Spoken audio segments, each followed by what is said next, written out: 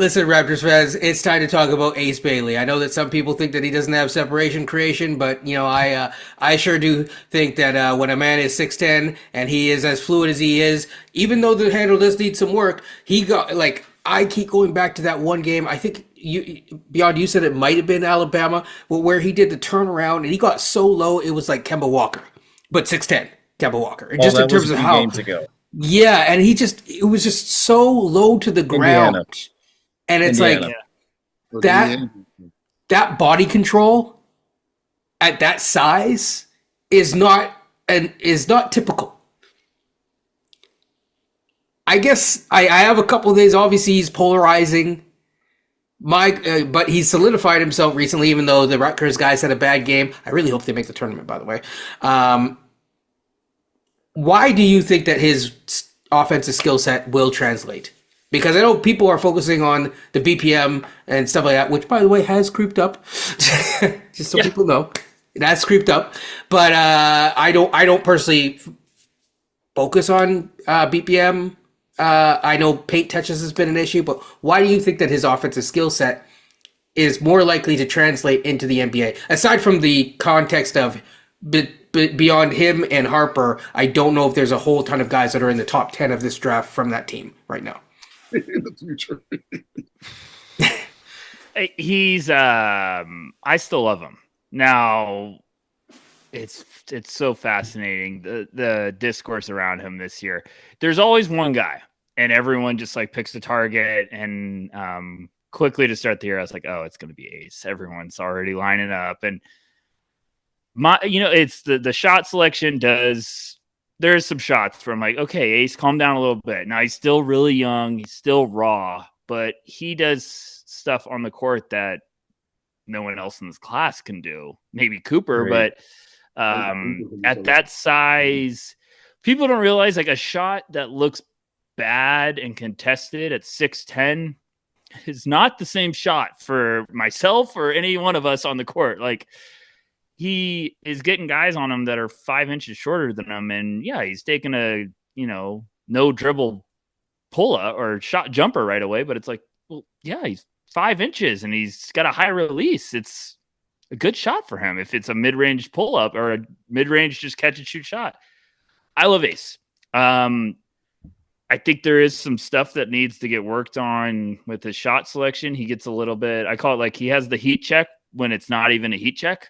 It's like he's a step ahead of the heat check, where there's just some that are like, okay, just keep the ball moving, you'll learn. But the defense is much better than people realize. The defense is something that really stood out to me, keeps standing out to me. And it's like I sent you the questions, only I didn't because I was going to ask about his defense. I'm just telling you, like, I've had plenty of these discussions about Ace off the air with a lot of, our NoCeilings team. We might talk about him like every other day, because it's just, there's some shots that you kind of just shake your head like, how did he do that? And there's some shots you're like, what is he thinking? But a lot of the shots are really impressive, where you're just like, you can't teach this. This is just unbelievable and fluid. And it's going to be one of thwas, there's going to be some growing pains early on, but then you're going to get the games where, the Indiana game you're watching and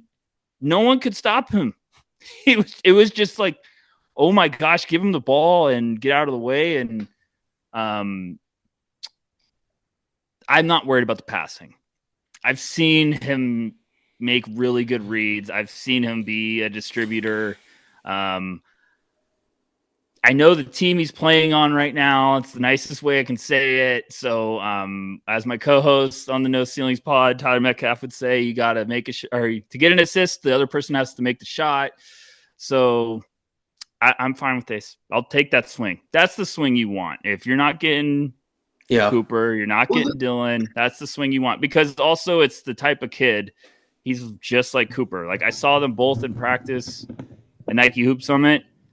Vocal, pumping up teammates. He's constantly engaged. He's lively. Like you feel Ace in there, and it's not obnoxious. It's just like he's working, and that's the same thing I hear behind the scenes now at Rutgers. Like, teammates love him, the coaches love him. he's a gamer. So it's going to be one of those Yeah. people who are going to be annoyed, but you have to think down the road. What does this look like if he keeps getting better 3 years later? Yeah, I think the other thing too, before I kick it to Beyond is, you know, he has had some lapses on defense here and there, but he's also had some flashes, and you can see, I mean, that length and the athleticism and the control over his body again. Like, he has the tools. So I'm just wondering, you know, your thoughts on you mentioned briefly his defense, but if we could just kind of dive more into that. Like, what are your thoughts truly on his defense? There's really good on ball stuff where you could see him kind of developing into a two-way nightmare. There is some off ball lapses that you're just like, ugh, like Indiana, he had a really bad one that he luckily recovered and had a nice rejection. The Ohio State game, if you watch that, you're probably going to be out on Ace Bailey pretty quick. If you go watch Alabama, Texas A&M, you're probably going to be pretty emphatically in. But yeah, the defense, there's just flashes for how I'm trying to think of how to explain this. It's tough because we always want results as fans. Now, you might not get the Ace Bailey results for 2 years that you're wanting, but if everything comes together with Ace Bailey, like, this might be an all NBA MVP candidate. Because he does stuff right now that is just remarkable at 6'10". Like, he hit some shots that you're like, I've never seen a kid like this look so easy hitting these shots offensively. And then you see some defensive flashes, and it's a raw ball of clay, but it's like the foundation you dream of for that forward, that wing. Like, if he's going to be 6'10" and his frame fills out a little bit and things start taking that next step forward, he's going to be a problem. And I would be, you get up there in the draft, you're always wanting to swing, because if it connects, it changes your franchise. And Ace is the type of kid I would want to swing on. It's going to be a little ugly first, but you know, we thought that this year with Alex Sarr, and sorry, started to look pretty damn good for a team like this. So I think it's just, can you play these guys? Can you be patient? Can you deal with the growing pains? Yep. Right. Yeah, we all like Sarr. We were willing to, if we got the pick, we were willing to take more time and be patient there. The one thing I will say just about Ace, for some reason, people seem to think that he is selfish. I agree with you. I don't see selfishness with his play. I do think that they have a teammate issue, as we discussed, where you compare that team to Duke. And Duke can rest can rest Cooper Flagg, Maluach, and others. And the other game, I was still seeing them like they're like still no size problems. They're all like they were just dominating. And I just don't see that with this Rutgers team. Maybe down the road as they continue to, build their infrastructure back up, we will see. I know BYU is also making moves, of course, but right now it's a little challenging. So I know people kind of, I don't know, what do you tell people that say that or say that he has bad basketball fundamentals? I don't get it. I don't understand that, but like, what do you tell those people?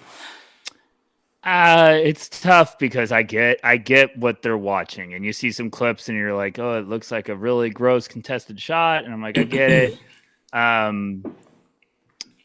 Yeah, it's not the best, situation there right now. Like, there's some shots where they just have no spacing, and there's also some shots where you're watching everybody else and you're like, where the hell is he supposed to throw the ball? Like, everyone's covered. He's got nowhere to go with this. So he's taking a 15-foot jumper. He hits all the time. I'm like, I don't hate that shot. Yes, there's plenty of times where I'm like, okay, he's going to need to learn from that. At the NBA level, that's probably not going to last with a veteran alongside him. They're going to be like, pass the ball, Right. Yeah. But I don't get too caught up with that. The BPM army was very loud to start the year. They've kind of got a little quieter because it keeps going up. It's also a tough situation. I think he might be the tallest player on the roster. So he's kind of having to be the guy that hits the boards. And It's tough. I get any doubts. I get if it's not your cup of tea, but it's just also like this one doesn't come around often. So if you miss on this one, you might miss on something really special. And I would take that swing. Giannis was like this, but obviously developed freak of nature. You don't see guys add 50 pounds like that, and different. But this one's just Ace does some stuff that you can't teach, you can't coach. It's just God given, and you can harness that and get it on the right path. It's dangerous player. So the three we talked about, three guys so far. They're going to be presumably in the top three of this. Oh. No one waved the Ace Bailey flag bigger than me. Okay. I will. I got to say something there too. I'm not. Don't worry. I'm not moving off. I'm not moving off. I'm not moving off Ace Bailey yet. Don't worry. Okay. I just want to ask one question. It's related to the first three guys though. I get the man, the myth, the legend here to discuss Ace Bailey. I was like, I thought we were going to go for an hour, and then I was like, already? Yeah. No. So the question was going to be, of the three guys that we've talked about so far, who could best, who would struggle the most, and who would be most successful in a tough developmental context in the NBA? And then Beyond and Coach, you take it away. Who would be basically like if you put like Cooper Flagg or any of these guys or Ace Bailey or Dylan Harper, and you put them in for the next 2 years in subpar developmental context, gotcha. Who could thrive the most, and who needs some extra, some help, the best environment? I think Cooper would be probably the one that's going to find some success just because of his size, his versatility. I think Dylan's probably 2. Ace is still just he's got a longer path, I think, to figure out a little bit of the in and outs of the game. But, Cooper's got the advantage of like his body being a little more filled out, and the game's just more developed and everything. I think it's also a bit tougher for Ace. It's tough when you're not the guy. Yeah. He is the guy, but he's with another guy. And you got to learn how to figure that out. And Cooper was always going to be the guy no matter who they got at Duke. Like, it was going to be like, hey, eventually it's Cooper. But it's tough for Ace because he went from being a lone guy in high school to now playing with Dylan Harper, and it takes time to figure. So I would say probably Cooper and Ace, or Cooper and Dylan. I think Ace would probably be the one you got to be the most patient with, that you just struggle a little bit starting out, but I think he'd be worth the swing still. No, I'm going to go to Coach first, and I'm going to give Beyond the final word on his man, because buckled up. Not to worry, man. I didn't forget you. No, but I've had conversations with people online too. So I'm quite high on him as well, because as Fran Fraschilla said, don't overthink this guy.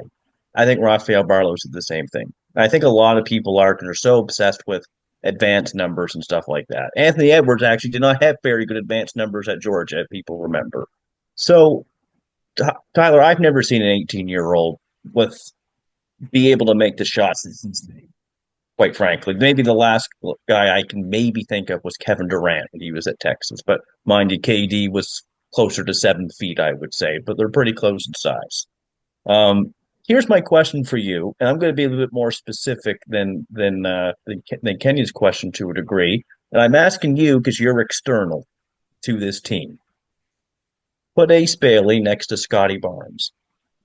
Do you like that, or do you worry about that? I like it. You know what I do like is I like Scotty Barnes now having Ace Bailey and Grady Dick.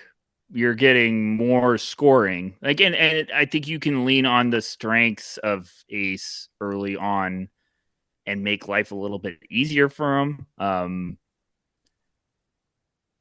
Scotty might be great for Ace, just to kind of like teach him of like, hey, using this size and this length and being more versatile. I don't know. I think there's a good world for Ace to be a fantastic. I don't see how Toronto could pass up Ace. If he's on the Fair board, I do not see how. Like, it just seems like it's the biggest like swing for them. That if that clicks, like everything really gets sped up in a hurry for the Raptors. Like everything kind of would mesh perfectly together. Now, I don't want to put lofty expectations on Ace if all of a sudden he's the Raptors pick, but like that's the one you'll be patient with. But yeah, I would like him there because also if Ace hits, your Ace, Scotty, Grady Dick, those are high basketball IQ players that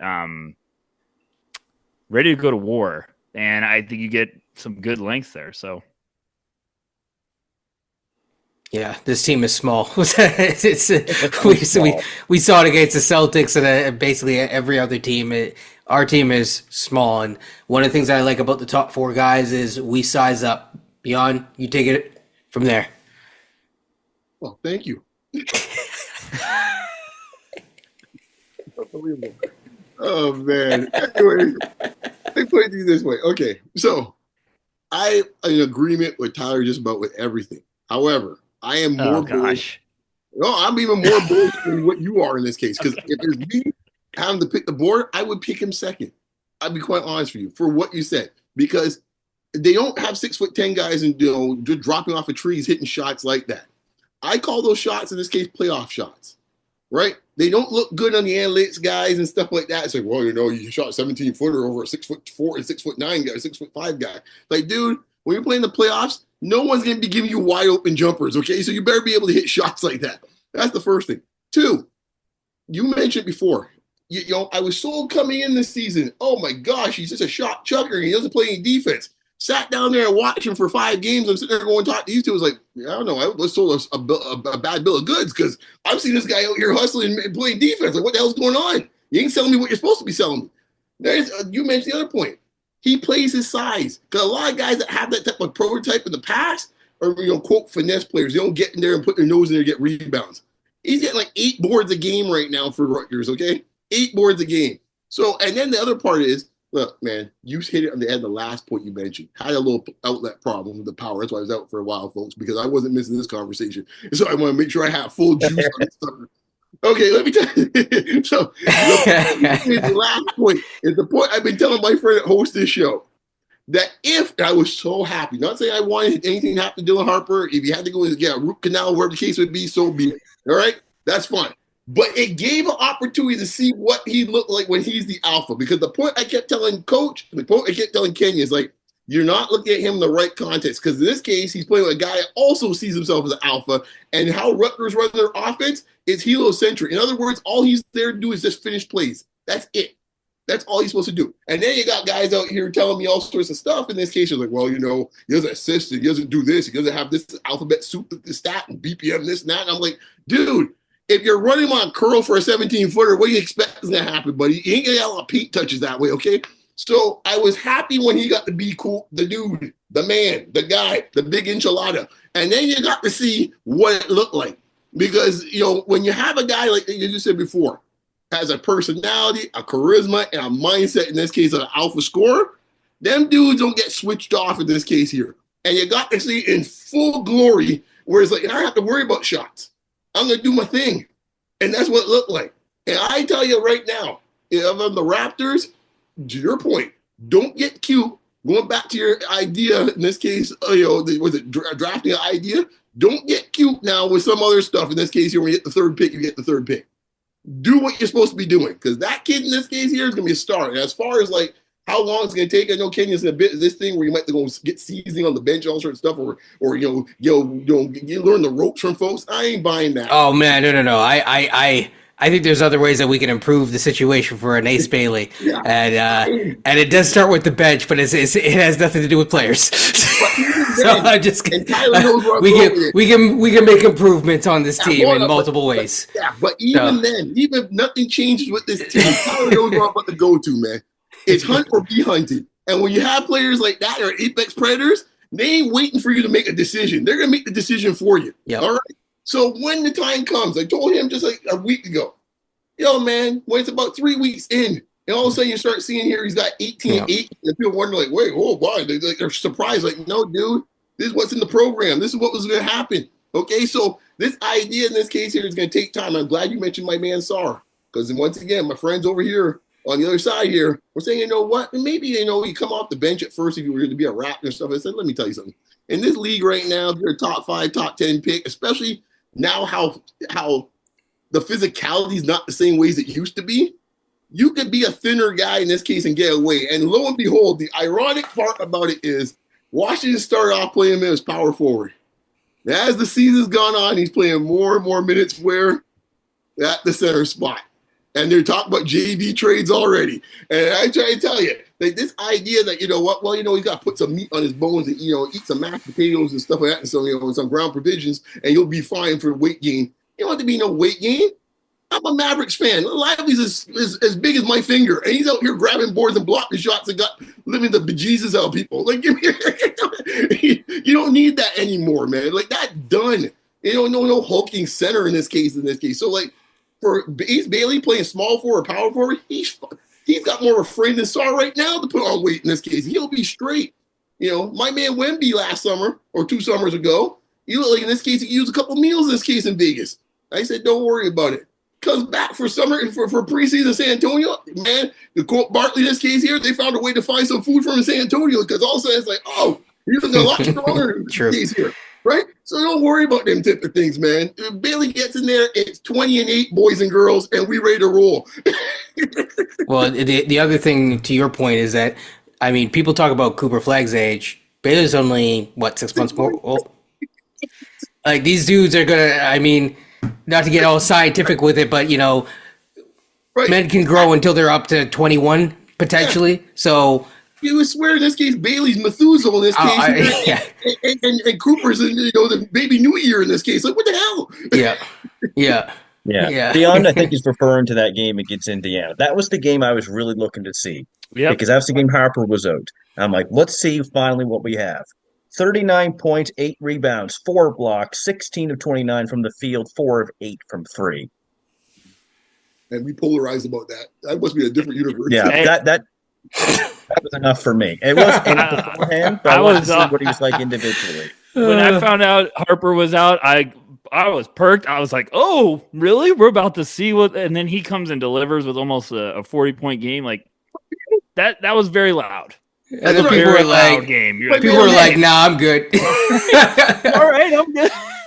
My man's always been part of the Ace train. I was watching videos. Oh, no, man. I appreciate that, man. I need some folks in the foxhole with me, man. I appreciate that, Tyler. I'm all there, yeah. I was saying, you pulled up the thing, man. I'd be at the show. My man said, see what my man's saying over here. He just that Indiana game, he was cooking a little bit. He had that little turn around fadeaway, and he hit that. I was just like, screw this guy. Like, it was just awesome. But it's right. We go back to artistry. That's the thing with him. He's one of the few draft picks the last few years where it's like, oh my gosh, if I was doing nothing else, I just have to watch him play. I would just sit there and say, okay, get my popcorn. Because like everyone else is like pretty much okay, layup, dunk, 3-point shot. It's pretty much you guys do the highlights, everybody. Essentially, everyone's highlights are the same pretty much. It's like, okay, with the exception of him, he pops out immediately, and my man from Illinois, he's look a little different too. But after you get past the two of them, everybody else is essentially the same highlight. Yeah. I would love Ace there. And I think you guys bring up good points like, hey, you got to play him. If you're picking top 3, you can play these guys as much as possible, but you got to get them reps. You got to let them get some confidence, and Ace is going to be that way. He's always going to be ready to go. He's going to be battle tested. He's going to have that swagger. So I think it's an easy one. If you're up there, you're swinging for him. You see what I'm saying? That's right, man. We ain't playing no doubles or singles, my friend. We going swinging. Well, you got to swing if you're up there. You can't be like, you're up there for a reason. You don't want to be picking there all the time, so you might as well swing. I get it. Yeah, man, we ain't judging that baby, man. We ain't out here doing singles and doubles like Tony Fernandez. No disrespect. Yeah, no. I love Tony Fernandez, but we ain't out here for that today, man. No. So I don't know how you're doing on time, Tyler. So we're gonna kind of rapid fire the next few things. The first thing is we've moved past the first 3. Is there like 3 or 4 players that you think are in contention for the 4th pick? I think Beyond just brought up one that I absolutely love at Yakachonis? Yeah. Yakachonis. See, then we're getting a little interesting, and it's not a lack of talent. It's just a lack of like separation. Gosh, 5 gets ugly. VJ Edgecombe is trending up there. I think Trey Johnson's interesting. Tyler, come along. Join the bandwagon. That's my If you're trying to get me to talk about the big man, you ain't gonna get me. No, he's talking about VJ. He's talking about VJ. Oh, VJ. I like VJ a lot. I think you guys think I don't like VJ. I love VJ. I love it. See wavelength, man. See the wavelength, man. Fears is probably getting up there. He's had a couple tough conference games, but he's had a brutal stretch. But Fears is probably, if he heats up in one of these couple games coming up, he's going to be in that conversation. Fears is fun. Who else? Wait, I know. Well, I know Yegor's been discussed. You're bored, man. In that, so Yegor's fun.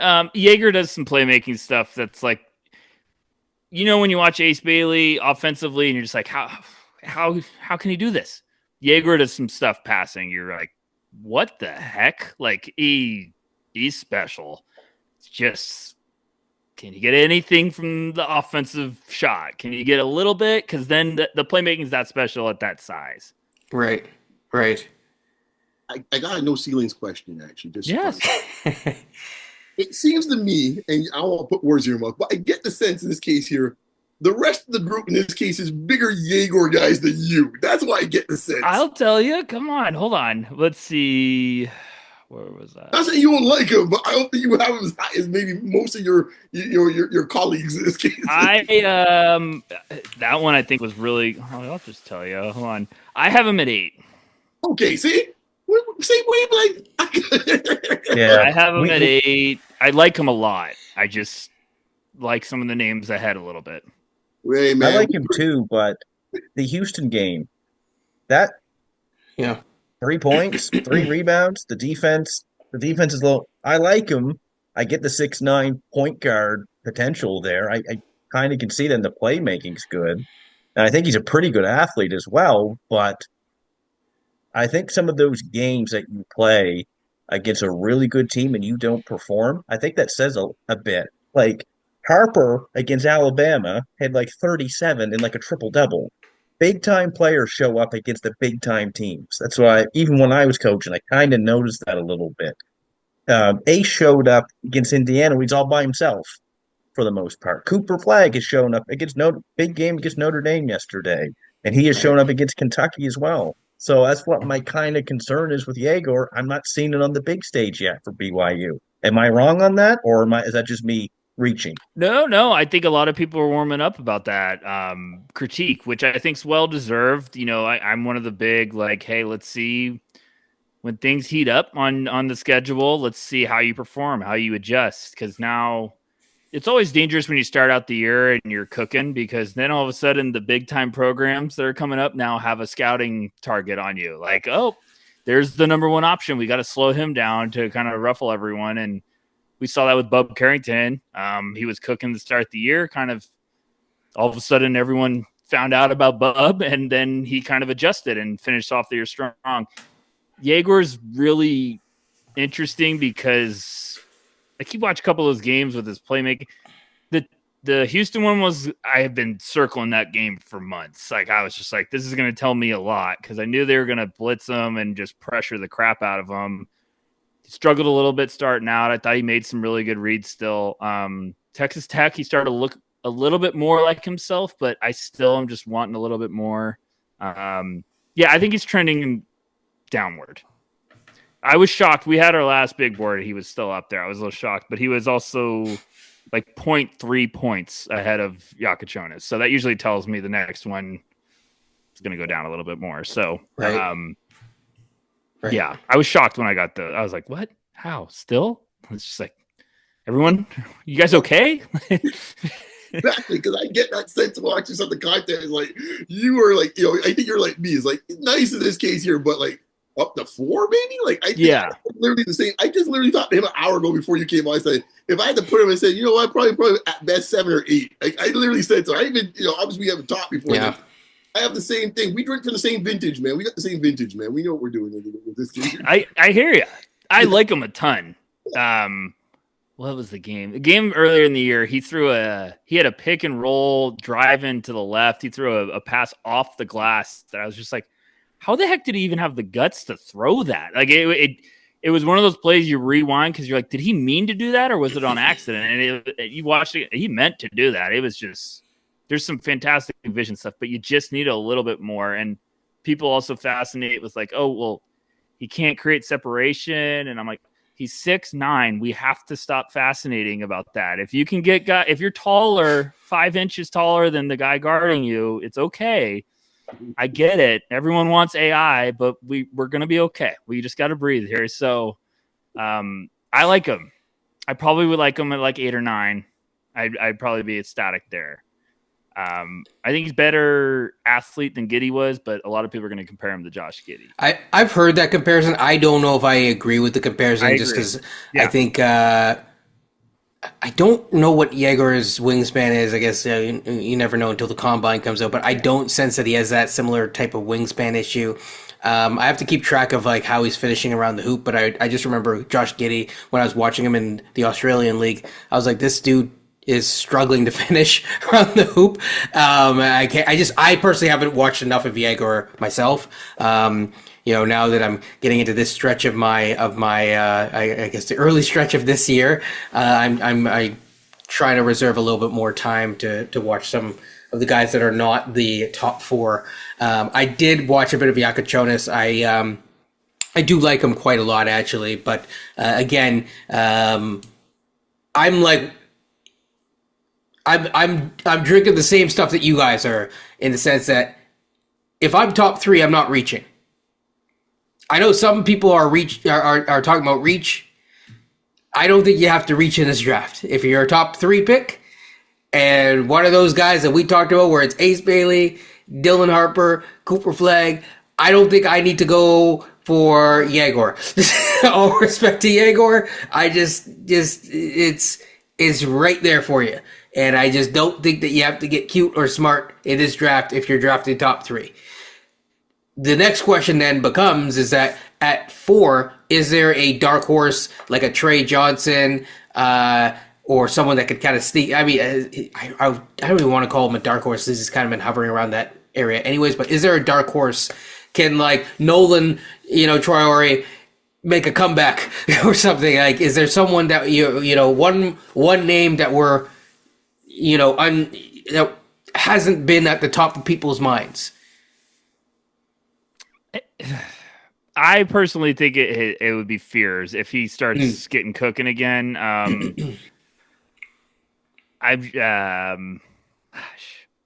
Kid from South Carolina is moving up. Murray Boyles? Yeah, like even you guys have him about 13 or 12 now. It's like, it's like, okay. He's tough. He's very fit dependent. Special defensive guy, nasty. I think he has a better shot than he's showing, but he just never shoots. He's like a defensive minded Julius Randle that doesn't shoot. Okay. It's interesting. And I mean that in a compliment. Yeah, he's really nasty defensively. He's good. He's going to be a weapon. He's like you'd love him to be Draymond's replacement probably in Golden State, but they're not going to take him probably because they're going to try to be like, hey, how can we keep the Steph window alive? But I like him. I just don't know if I like him that high. Trying to think what else. I mean, let's get to the obvious now that he doesn't want to discuss now. He does not want to discuss that. Well, yeah. So there is one that Maluach would have to be cooking for the end of the year. Yeah. I've seen it happen. Like Derek Lively got cooking and it looked like a completely different player, but he could get into that conversation. It'd be very rich for my taste, but he could get up there just because I think the tools, the size, you can't teach that stuff. Listen, number one, we know more than likely Duke is going to be in the tournament this year. Okay? Yes. That's the first thing. The second thing is we know that if there is ever a guy where it's like you're at 4 and those top 3 guys, and you talk about taking a swing, and this say Messiah is still here, he could potentially take a swing on a big. So I guess that in walks Maluach. We have now entered the Maluach zone. You guys aren't going to upset me. I like you guys, so it's okay. I don't have to like every prospect. No. I want top 3. I want top 3. Yeah. I'm greedy. I want top 3 too. We have discussed or top 4, but yeah, we have discussed Maluach a couple times behind the scenes. It makes me fearful. I could get into that down the road. To me, Maluach on this specific team, the things that he could do in the NBA without a ton of skill development are things that could be useful on this team. Some rim protection, that mobility, especially when you compare to the guy that we have right now, which is Pirtle. It's just, he does things, he would get minutes on this team, and he would be given a chance. My biggest fear is that he could make you, if you don't hit in one of either this draft or the next draft, right, you're looking at a longer rebuild. And to me, he could make you just competent enough that next year you miss out on a top 4. Now, if you're drafting Cooper Flagg, I don't want to be top 4 next year. I'm cool with that. But, if it's Maluach, it's like, is it? Yeah. So that's kind of where I'm at. I'll let the conversation go from there. Tyler, you could go, or Beyond, or whoever wants to take it. Coach's territory. Or Coach, yeah. Well, my thing, Tyler, with Maluach, I don't want him at 4. That's a reach for me. I see him more closer to 10, 12, 8, high as 8. My question for you and I had this conversation, it was a little while ago, but it was about Derik Queen, actually. I like Derik Queen. I think he's more polished than Maluach right now, with more offensive skill. Here is my problem, and I've mentioned this to these guys. When someone is listed at 6'10", I get worried. Because I know Maluach, you can just tell by looking at the floor, I bet he is legit 7'2". I'm worried that Derik Queen is 6'8". And that's too small for me to be a center. Right. Am I overthinking that? Or the Queen and Maluach debate? What do you think about that? Because I think there's going to be probably the 2 centers that will be drafted first in this draft. The center too. So what's that? Newell out there from Georgia. Yeah. I love Derik Queen. I absolutely love him. I think that's gonna be probably one of the biggest combine measurements, because if it's 6'10", there's gonna be a lot of GMs that are looking around like, exactly. I've heard people think he's gonna measure that. I think, which is scary. I like that. I think Sam Vecini even said he heard from someone that he's going to measure that without shoes, which is like, that's what I'm hoping. My goodness. No, he's tough because you watch and you're like, okay, I did the same thing. I'm like, he's going to be 6'9", isn't he? He's going to drive me crazy. And then you watch and he has some athletic displays where you're like, oh, you got pop like that at that size. Let me get back to Maluach. Okay. Spin this positive. I like him. Don't like him at 4. Don't like him at 5. Yeah.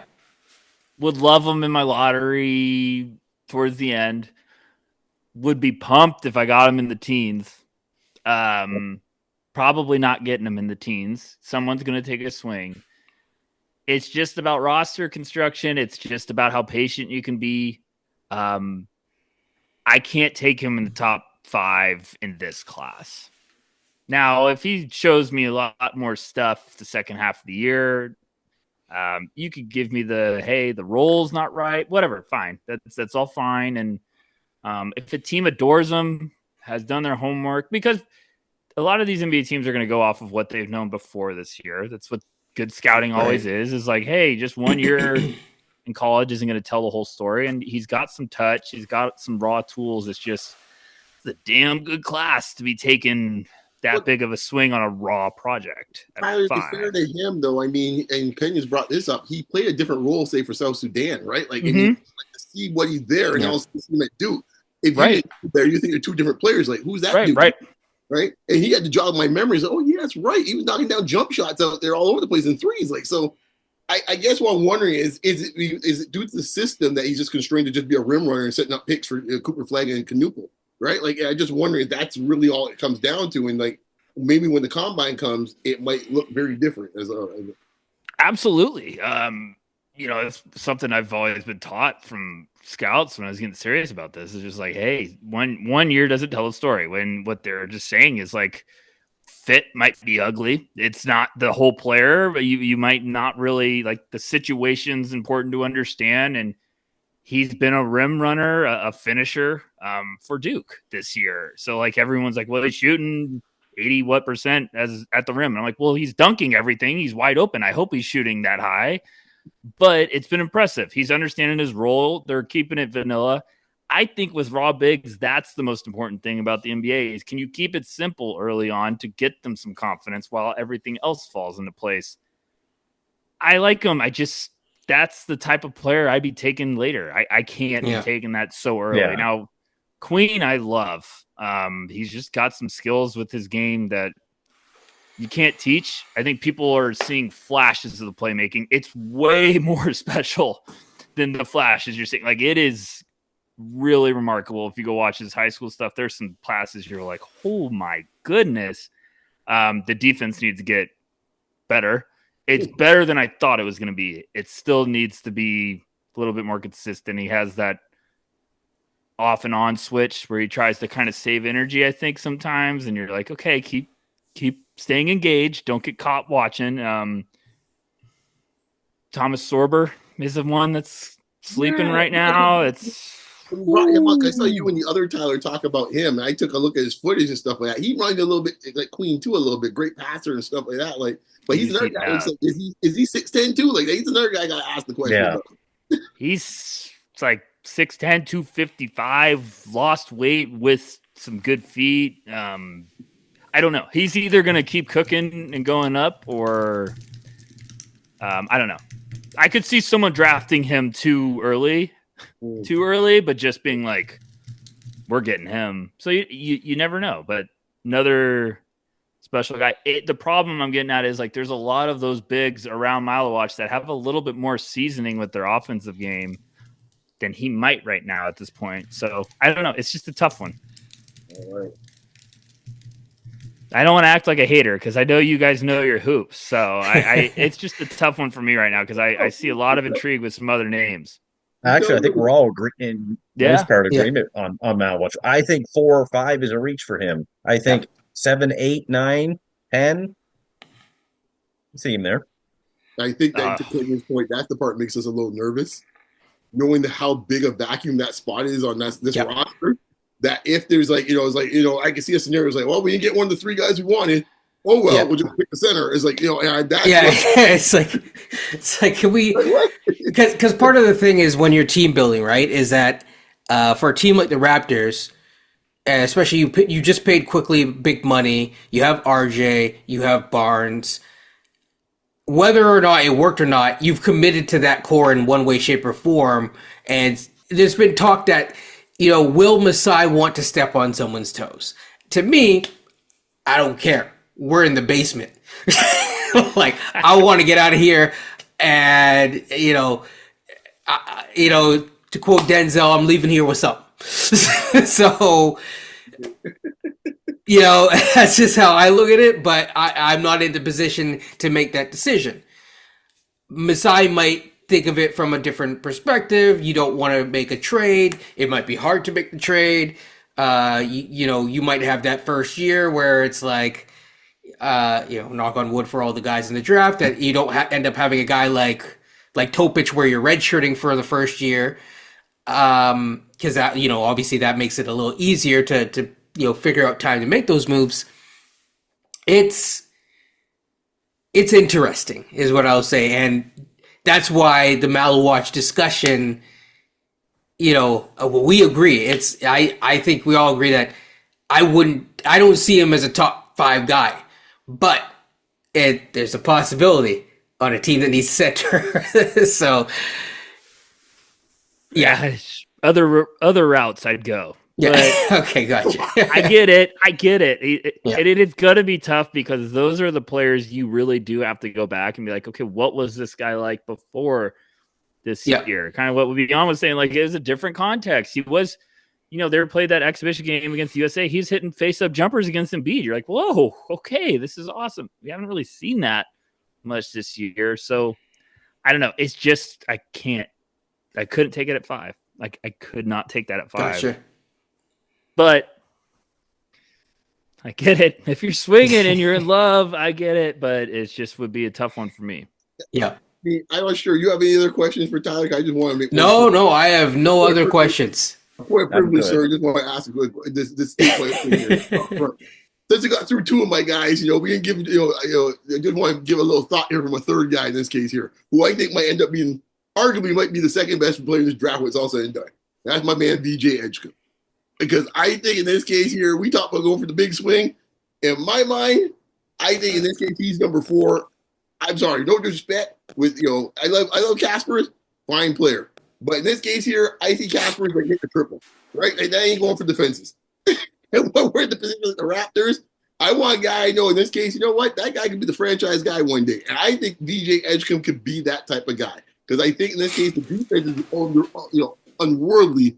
And now offensively, I know everyone says like this, that, the next thing. But even the game I watched last week in Iowa State, it was actually more impressive in some ways the way he did there because he was having a great game.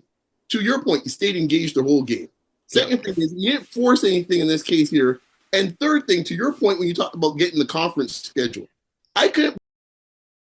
They're up 14 or something like that, and you can see now Baylor's now trying to get the ball in his hands more in this case here. They were literally off of pick and rolls blitzing him. I'm like, I had to go and check quickly because I think I was talking to coach and he's like, it's like looking here is like, wait, is that 7 points? And they're blitzing him. Like, what type of respect you gotta get that like the third team in the country is blitzing you with 10 minutes to go and you're up double digits and they still ain't trying to get off in this case. So it told me something like, okay, these guys are doing their research. These guys obviously scout him because they're in their conference. And if they think that highly of him that they're blitzing him with 10, 11 minutes to go in a game where, quote, he doesn't have a great game, okay, there's something about this kid here that, folks need to recognize. And I think in this case here, he, in my mind, is the 4th guy I would pick in this draft. I had a debate with him more from a GM standpoint, but I won't get to that. That's an off-camera thing we got to discuss. Yes. With BJ and Harper, but I'll leave that be, boy. I might ruffle too many feathers this night. So, but he's my guy, man. I love me some BJ.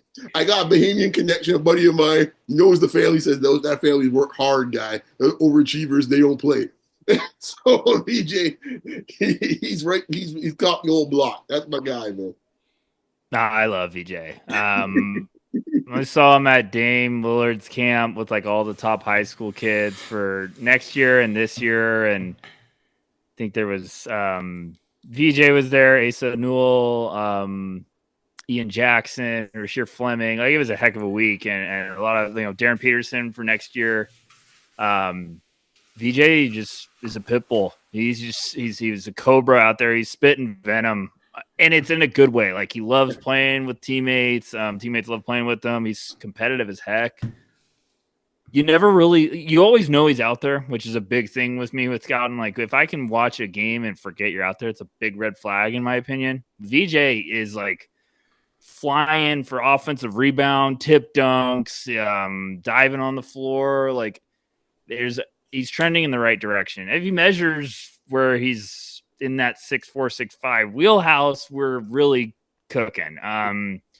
Just like Derik Queen, that's going to be a big number. If he's 6'3", people are going to be like, ooh, okay. But he has that athleticism and that versatility that's special. And the two-way upside's ridiculous. I think he's going to shoot it. Trying to think. I had a funny VJ story. Okay, so from that camp, it was him and he was playing against Ian Jackson and Jaleel Bethea, who's at Miami. he'll be a name to watch out for a couple of years. And it was competitive as heck. I think he was calling back, and then he had like an emphatic and one against Asa Newell, and it was like delayed, and a couple seconds went by, and he just like turned back with a smirk, and just yelled and one, like super delayed. Everyone on both teams just starting like cut it up laughing, and you just kind of like felt that, like everyone just gravitated towards him, and I think that stuff stands out with those players. Like you can really tell. Yeah, and your point, going back, you mentioned the Cooper part with the Team USA, the select team. I mean, the Bahamian thing, we were sitting here watching the summer. I mean, like, he's up there with grown-ass men, and it's like, yo, he's like, I got this with 5 minutes left to go, fellas. Get on my back. I'm like, what? You got Ayton, Buddy Hield, all these guys. Like, no, we're good. He was rolling with those games. That was funny because anytime we get past the draft, I like don't want to talk to anyone at NoCeilings for like 2 months. I'm just like, give me some space. I need to breathe and like regroup. And I feel like during the run he was having with Bahamas, me and Metcalf were texting back and forth. And I was like, what? And he's like, no, you need to watch this. And then I watched one game and I was like, oh my goodness. So like that also sticks in your head because Baylor's situation's a little tough. We've got a lot of guards that are very offensive heavy, like feed me. It's always tough watching Baylor's guards. I just can't stand them. And then you get Jacoby drove me crazy. Keontae George drove me crazy. It's nuts. So I realized that early to start the year. I was like, oh, it's going to be another one. Like, Scott Drew, stop this. So I like VJ. I like what I've seen. His numbers are starting to get better when it comes to like the shot efficiency. I think he's going to be up there. A lot of people are like, why is he so? He's a bad man on the court. He's a culture setter. I would love him. Oh, God, don't let me I just think too with VJ, and we've had this conversation a little bit. There's such an emphasis on guys who can score, guys who can pass. There's not much emphasis on guys who can defend. And Beyond has said this about, like, he's got a little bit of Dwayne Wade guard in him, like in terms of defending, like the big wingspan. I think I'm looking at his stats right now. He's averaging over a block a game at 6'4". You know how tough that is? And the steals, I think he's at about, per 36 minutes, 3 steals a game.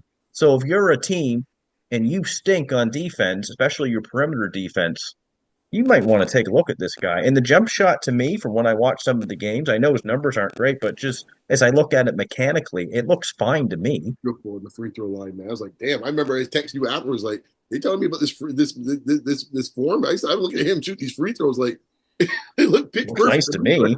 I think he's going to be able to shoot it fine. I've never really been worried about it, but it's exactly what you're saying, Coach. Like, I was looking at his numbers. I think he's like last 6 games, he's flirting with like 3 steals a game. Like, those are getting freakish numbers for a guard. I like the Dwayne Wade shout out. That's the mentality though. I got to give that to Beyond though a little bit as well. That's what I'm saying. Yeah. Beyond, good name. And you can't throw that one around too easily because people are like, really? And you're like, well, you watch VJ, you understand it. I saw him at Hoop Summit. And I was so pumped to be like, okay, obviously I'm seeing Cooper Flagg. I'm seeing Ace Bailey. AJ was there too, like a year earlier. I was like, oh, this is going to be great. And it's a scrimmage. And the first time they do subs, this kid checks in. And I was like, who the hell is that? And I looked down at my paper because it was just ripped, stocky guard. And I looked down, I was like, that's VJ Edgecombe? Yes. And then you start watching. And I was like, this kid has that frame, that body at this age. Like, he puts on a little bit, he's going to be a problem. So you're seeing that with how he plays now. He's got that athletic pop. He's also just nasty defensively. I think the Dwayne Wade thing's probably not as ridiculous as people think. That's a good one.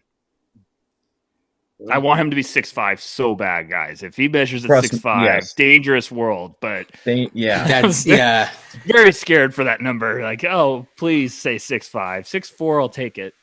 Yeah. We've had that debate a couple of times. We won't get into it right now, but yeah, we've had that debate where I'm just like, I'm very curious what the combine measurements come out as, because that could it shouldn't be a big deal, but it will be interesting, especially for a guy like VJ, because very, very interesting. But yeah, it's a fun class. Obviously one draft at a time, so I'm focusing on this draft.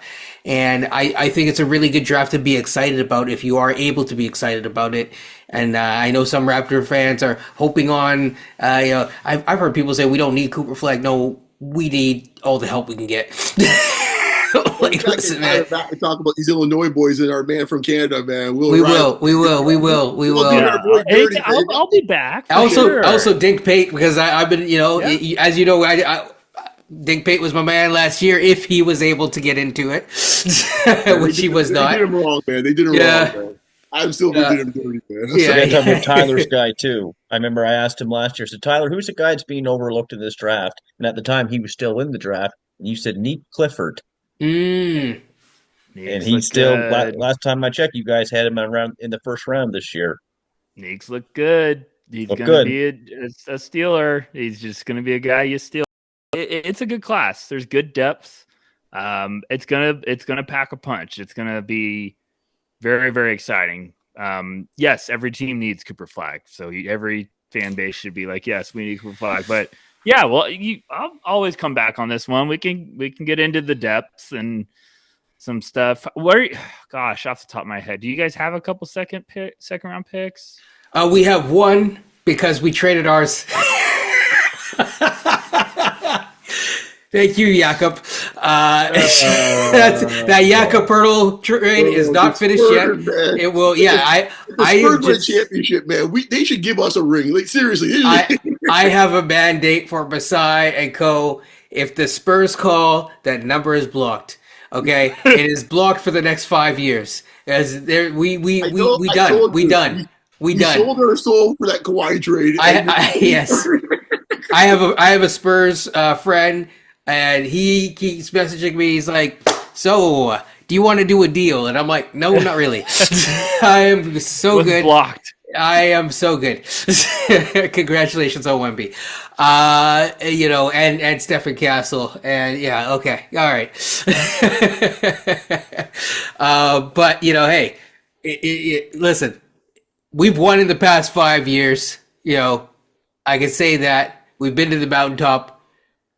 At some point, we'll get there again. So, yeah, with that being said, Tyler, we would love to have you back on at some point. We also have to get our fill of talking about playoffs somehow.